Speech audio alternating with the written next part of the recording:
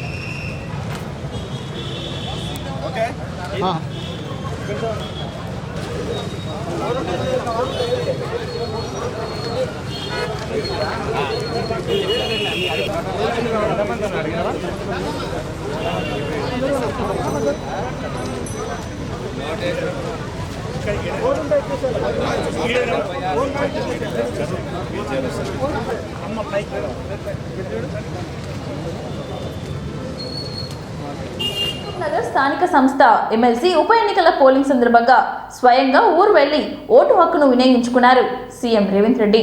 మొత్తం 1439 మంది ఓటర్ల కోసం ఉమ్మడి జిల్లా వ్యాప్తంగా 10 పోలింగ్ కేంద్రాలు ఏర్పాటు చేశారు అధికారులు. కోడంగల్ ఎంపీటీఓ ఆఫీసులో సీఎం రేవంత్ రెడ్డి, కొల్లాపూర్లో మంత్రి జూపల్లి కృష్ణారావు తమ ఓటు హక్కును వినియోగించుకున్నారు. మధ్యాహ్నం 2 గంటల వరకు 89% పోలింగ్ నమోదైంది. సాయంత్రం 4 గంటల పోలింగ్ ముగిసింది.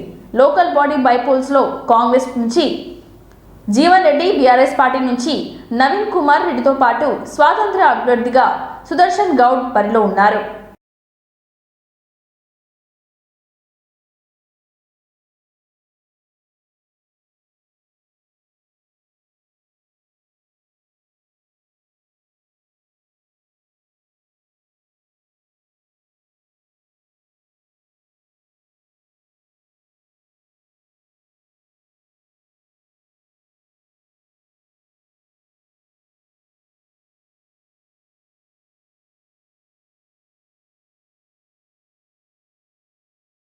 ట్యాపింగ్ వ్యవహారం తెలంగాణ రాజకీయాల్లో దుమ్మరం లేపుతోంది. ఈ తరుణంలో పార్టీల మధ్య మాటల తూటలు పేలుతున్నాయి. ఈ తరుణంలో ఫోన్ ట్యాపింగ్ వ్యవహారంపై సమగ్ర విచారణ జరిపించాలని డిమాండ్ చేశారు బీజేపీ ఎంపీ లక్ష్మణ్. కేటీఆర్ మాటలను బట్టి ఫోన్ ట్యాపింగ్ వ్యవహారాన్ని బహిరంగంగానే ఒప్పుకున్నారని గుర్తు చేశారు. బీఆర్ఎస్ కాంగ్రెస్ ఒకటేనని విమర్శించారు. ఈ పార్టీ రెండు పాలనల మధ్య తెలంగాణ ప్రజలు విసిగిపోయారని డాక్టర్ లక్ష్మణ్ విమర్శించారు. గురువారం బీజేపీ రాష్ట్ర కార్యాలయంలో ఎంపీ లక్ష్మణ్ మీడియాతో మాట్లాడారు. పోలీసులేమో నేతలు చెప్తే ఫోన్ ట్యాపింగ్ చేశామని అంటున్నారని, కేటీఆర్ ఒకరిద్దరు ఫోన్లు ట్యాపింగ్ అయితే ఉండవచ్చు అని మాట్లాడుతున్నారని ఆయన మండిపడ్డారు. కాంగ్రెస్ ఇచ్చిన 6 గ్యారెంటీలు అమలు చేయకుండా వాటి నుంచి ప్రజల దృష్టి మళ్లించేందుకే ఇటువంటి వాటి తెరలేపుతున్నారని అనుమానం కలుగుతుందని అన్నారు. చెప్పడమే గాని పూర్తి స్థాయిలో ఈ యొక్క అంశం మీద కూడా నిబద్ధతతో విచారణ జరిపించి ఇప్పటి వరకు కూడా బీఆర్ఎస్ ప్రభుత్వం యొక్క నాయకులను బాధ్యులుగా చేసి వారి మీద మరి దర్యాప్తు జరిపినటువంటి దాఖలు కూడా కనపడతలేదు. మొదటి రోజు చూస్తా ఉన్నాం, మేడిగడ్డ కాళేశ్వరం బ్యారేజ్ గురించి వేల కోట్ల అవినీతి అక్రమాలు కుంభకోణాలు ఆ మెక్కినదంతా కూడా కక్కిస్తామని ప్రజలకు పంచిపెడతామని చెప్పారు. చివరికి మరి రిటైర్డ్ జస్టిస్లతో దర్యాప్తు విచారణ చెప్పి దాన్ని అటకెక్కించేశారు. ఆ తర్వాత ధరణి మీద కూడా కొన్ని లక్షల మంది వాళ్ళ యొక్క భూములన్నీ కూడా ప్రభుత్వం అందులో అధికారులు బీఆర్ఎస్ నాయకులు అన్యాక్రాంతం చేశారని, పేదల భూములు లాక్కున్నారని చెప్పి ఒక ప్రత్యేకంగా ఒక కమిటీ వేసి విచారణ జరిపిస్తున్నామని చెప్పారు. లక్షల సంఖ్యలో దరఖాస్తు కూడా వచ్చాయి. ఆ రకంగా బీఆర్ఎస్ నాయకుల యొక్క భాగవతం బయట పెడుతున్నాం, భూముల కుంభకోణం అన్నారు. ఇంతవరకు కూడా ఒక్క దరఖాస్తు మీద కూడా పూర్తి స్థాయి చర్యలు తీసుకొని న్యాయం చేసిన దాఖలాలు లేవు. మియాపూర్ భూములు అన్నారు, రకరకాలైనటువంటి మరి ఆరోపణలు చేస్తూ ఎందుకు మరి అర్ధాంతరంగా దాని మీద మరి ఆపివేస్తున్నారో.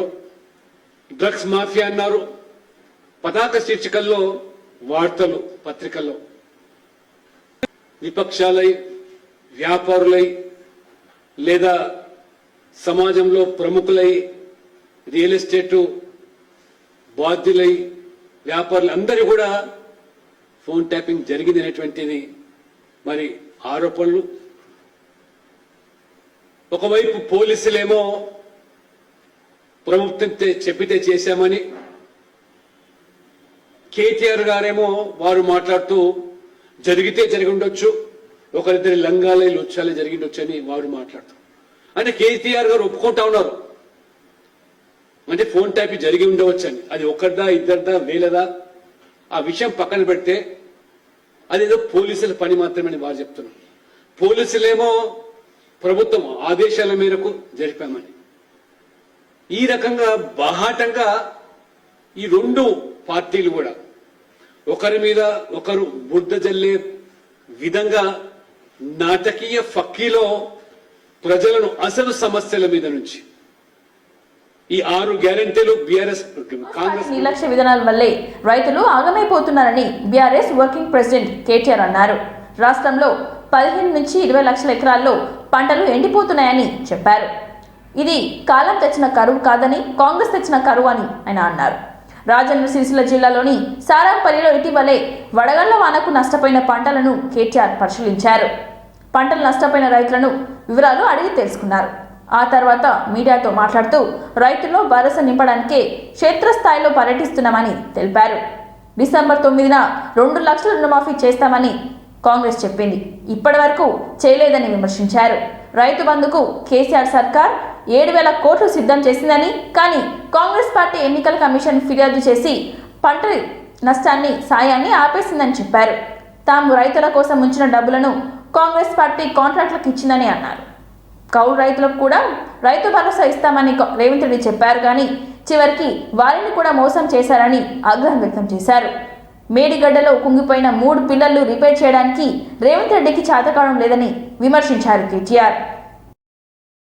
పట్టదారులు కావచ్చు పట్టదారులు కావచ్చు లేదా కౌలు రైతులు కావచ్చు, వాళ్ళు పడుతున్న ఇబ్బందులు గమనించి ఇప్పటికే 15-20 లక్షల ఎకరాల్లో ఎక్కడెక్కడైతే పంటలు ఎండిపోయినాయో ఆ రైతుల్లో భరోసా నింపడానికి, ధైర్యాన్ని ఇవ్వడానికి, అదేవిధంగా వారికి మేమున్నామని చెప్పడానికే ఈరోజు క్షేత్రస్థాయిలో మా పార్టీ నాయకులు అన్ని నియోజకవర్గాల్లో కూడా రైతుల దగ్గర పోతా ఉన్నారు, పర్యటనలు చేస్తూ ఉన్నారు.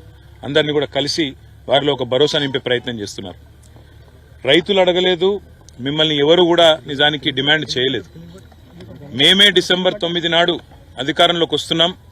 ఇప్పటిదాకా లోన్లు తీసుకొని వాళ్ళు కూడా తీసుకోండి, నేను వెంటనే 2 లక్షల రూపాయల రుణమాఫీ చేస్తా అని చెప్పింది రేవంత్ రెడ్డి. మరి ఇప్పుడు 4 నెలలైనా కూడా రుణమాఫీ అనేది కనీసం ప్రస్తావన కూడా లేని పరిస్థితి ఈరోజు రాష్ట్రంలో చూస్తా ఉన్నాం. రుణమాఫీ చేయకపోగా బ్యాంకుల ద్వారా ఇవాళ రైతులకు లీగల్ నోటీసులు ఇచ్చి మీరు కడతారా సస్తారా అని మెడ మీద కత్తిపెట్టినట్టు వ్యవహారం మరొక దిక్కు చూస్తా ఉన్నాం.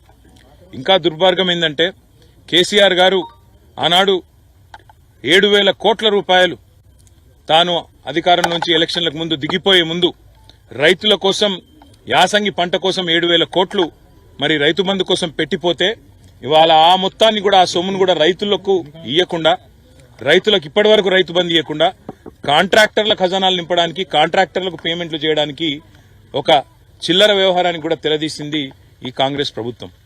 ఈ అన్నింటికీ మించిన దుర్మార్గం ఏంటంటే ఇవాళ నిజంగా కూడా రైతులను చూస్తే గోస అనిపిస్తున్నది. ఇక్కడ నేను కలిసిన రైతు పేరు పరశురాములు గారు. ఆయన కౌలు రైతు.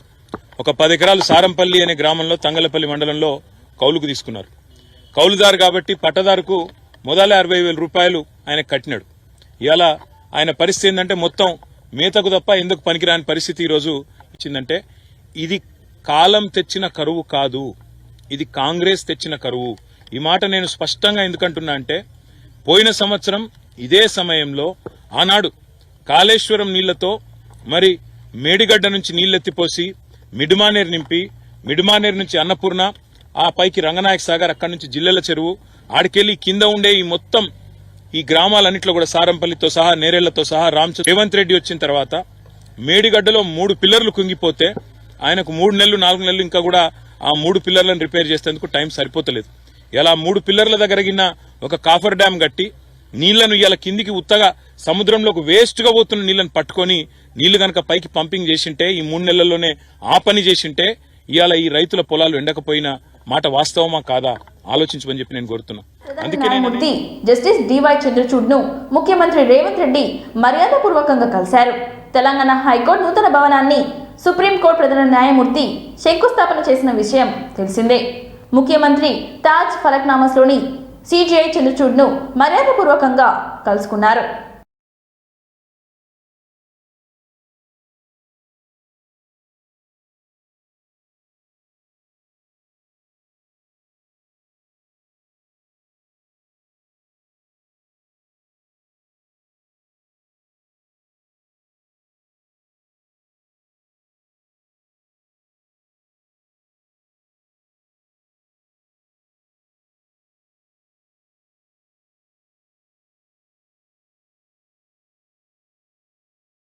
అసెంబ్లీ పార్లమెంట్ ఎన్నికలు దగ్గర పడుతుండటంతో పొలిటికల్ హీట్ రోజు రోజుకి రెట్టింపు అవుతుంది. అధికార ప్రతిపక్షాల ప్రచారం కూడా మొదలుపెట్టిన నేపథ్యంలో రాష్ట్రం రణరంగాన్ని తలపిస్తోంది. వైసీపీ అధినేత జగన్, టీడీపీ అధినేత చంద్రబాబు ఒకే రోజు ప్రచారాన్ని ప్రారంభించడంతో ఎన్నికల హడావిడి ఊపందుకుంది. మేమంతా సిద్ధం పేరుతో బస్ యాత్ర ప్రారంభించిన జగన్ ప్రొద్దుటూరులోని భారీ బహిరంగ సభ నిర్వహించారు. ఈ సభలో జగన్ సంచలన వ్యాఖ్యలు చేశారు. వివేక హత్యపై జగన్ తొలిసారి స్పందించడం హాట్ టాపిక్ గా మారింది.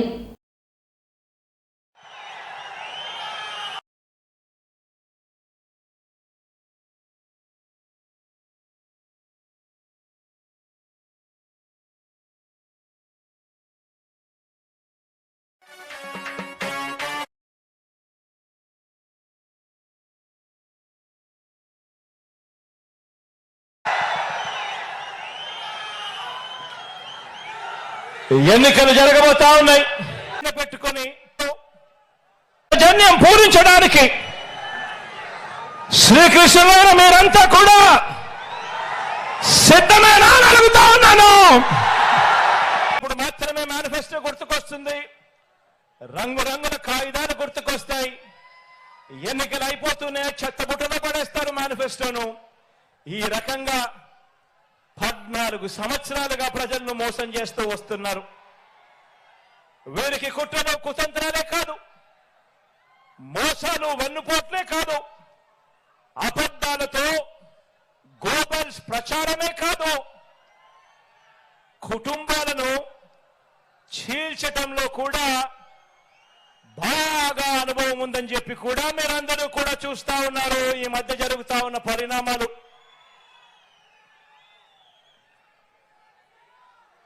మా చిన్నాన్న గారిని, మా బాబాయిని,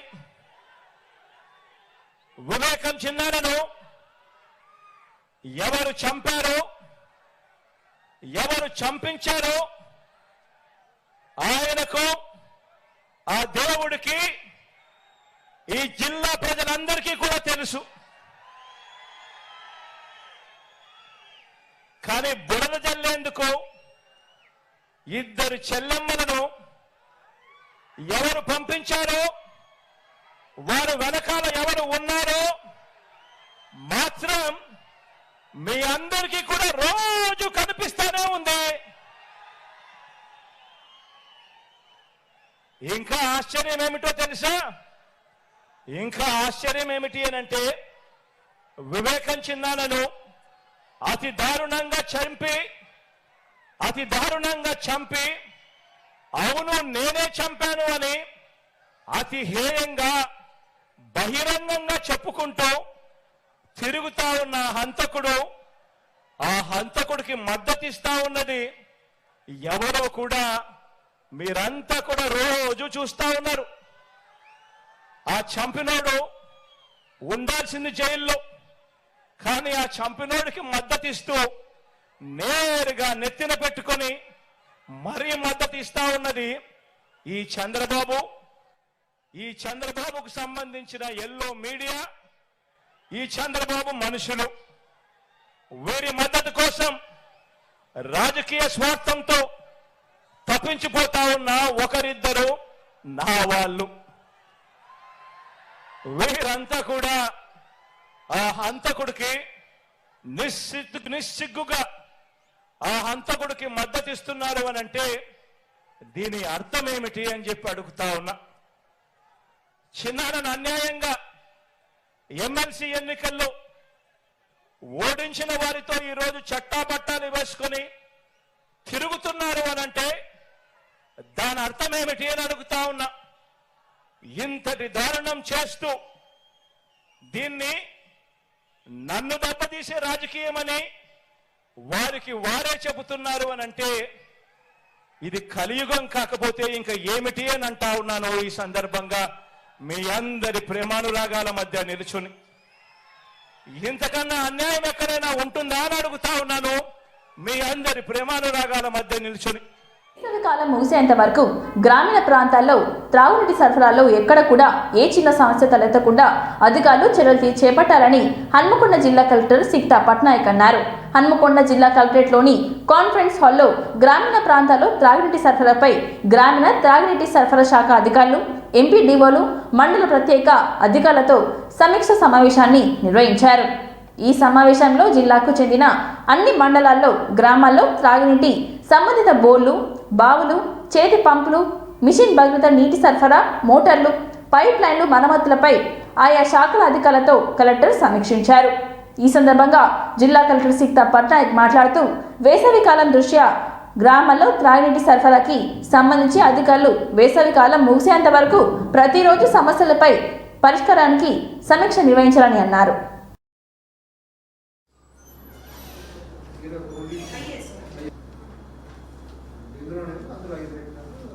रोज 6 7 वेहिकल्स होते हैं सर, 7 वेहिकल्स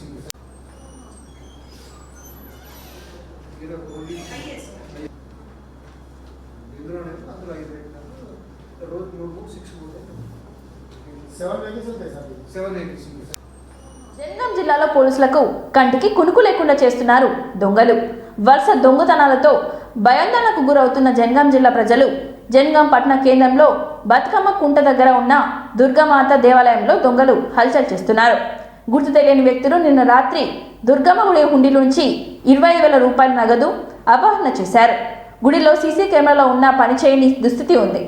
కేసు నమోదు చేసుకుని దర్యాప్తు చేస్తున్నారు పోలీసులు.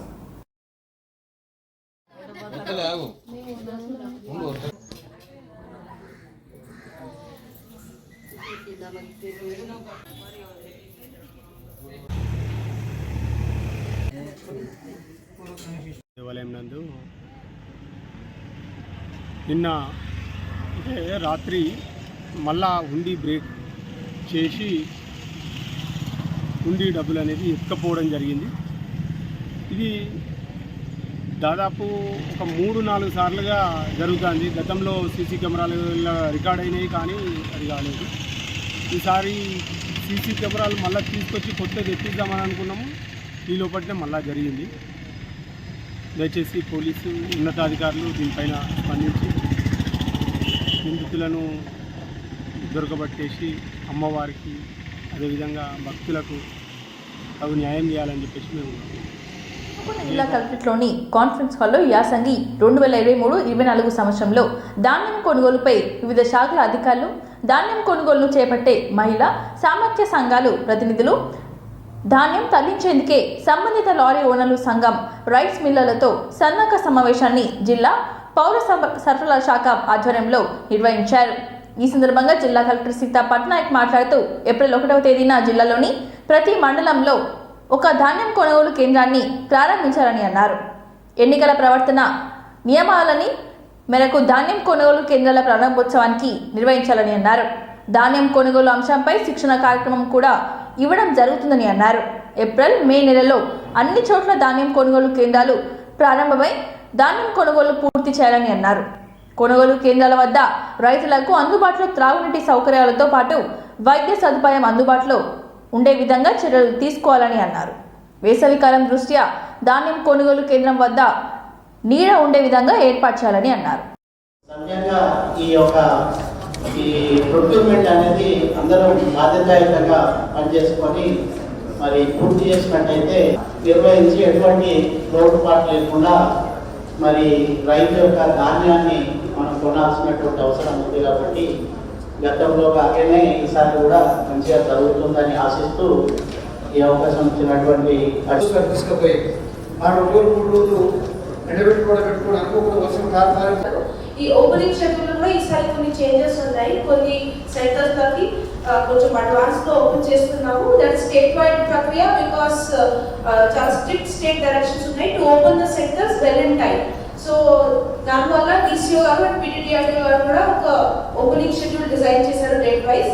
As per that schedule with what ever is submitted to the government same schedule వారిగా మీరు అన్ని యాక్టివిటీస్ కూడా సర్టిఫికేషన్ కావచ్చు, ఇంటర్నెట్ కావచ్చు, దాని ప్రకారం డిజైన్ చేయాలి. FAQs వచ్చిన తర్వాత AEO గారు సర్టిఫై చేసిన తర్వాత మాత్రమే ఫీల్డ్లో మీరు అన్ని బ్యాగ్స్ ఇవ్వాలండి. అలానే ఇంకొక ముఖ్యమైన అంశం ఏంటంటే మనము సెంటర్లు ఓపెన్ చేసేటప్పుడు కంపల్సరీ MCC గైడ్లైన్స్ మనం ఫాలో అవ్వాలండి. మనం మోడల్ కోడ్ వయలేట్ చేయాలి. ఇప్పుడు అవన్నీ MCC ఉన్నాం కాబట్టి ఎవరు కూడా ఓన్లీ అఫీషియల్స్ వచ్చి ఓపెన్ చేస్తారు. మీ అందరూ మీరు చేసేది అంతే.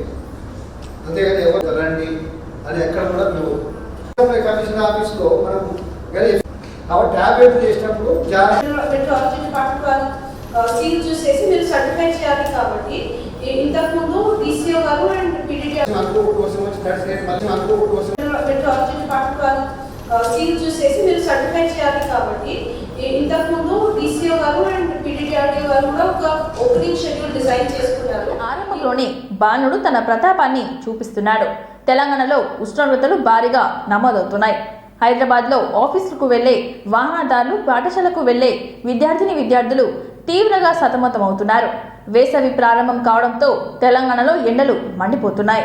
ఉష్ణోగ్రతలు రోజుకు పెరిగిపోతున్నాయి. దీంతో తెలంగాణలో 7 జిల్లాలకు ఆరెంజ్ అలర్ట్ జారీ చేసింది. ఉదయం 9 గంటల తర్వాత బాణుడు బగబగ మండడంతో జనం ఇంటి నుంచి బయటికి వెళ్లేందుకు భయపడుతున్నారు. ఉదయం 10 గంటల నుంచి సాయంత్రం 5 గంటల వరకు సూర్యుడు తన ప్రతాపాన్ని చూపించడంతో ఎండ వేడికి తట్టుకోలేమని ప్రజలు నానా అవస్థలు పడుతున్నారు. ఉక్కోపోత వడగాలులతో జనాలు ఉక్కిరి బిక్కిరి అవుతున్నారు. సాయంత్రం వరకు వేడి తగ్గడం లేదు. రానున్న రోజుల్లో ఎండలు పెరిగే అవకాశం ఉందని ప్రజలు జాగ్రత్తగా ఉండాలని వాతావరణ అధికారులు హెచ్చరిస్తున్నారు.